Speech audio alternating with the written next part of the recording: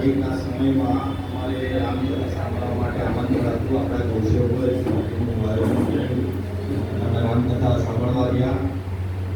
સુખતાથી અમે ઋષિકેશ ગયા. ઋષિકેશથી ગંગાસ્થાનને બધું કરીને અમે ગાડીમાં પાછા આવતા સવાઈ માધાપુર સવારના 6:15 વાગે 11 તારીખે અમારી ગાડી ખરાબ થઈ ગઈ અને અમે ગાડી સાઈડ પર એકદમ પ્રોપર ઊભી રહી ગઈ અને હજી અમે બધા અંદરથી ઉતરીને 5 સેકન્ડ કે 7 સેકન્ડ માંડ થયું હશે.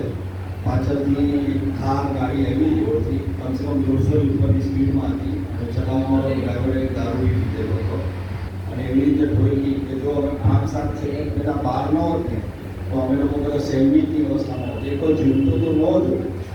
એટલે આવું ઠાકોરજીની કૃપા તમારા આશીર્વાદ ગૌમૈયાની આશીર્વાદથી હવે કોઈને અમારા ડ્રાઈવરને વાયુ કાયદાથી ગૌ સેવક બી નહોતો પણ આપણા જેટલા બી ગૌ સેવક છે એ આવા જ બચી ગયા.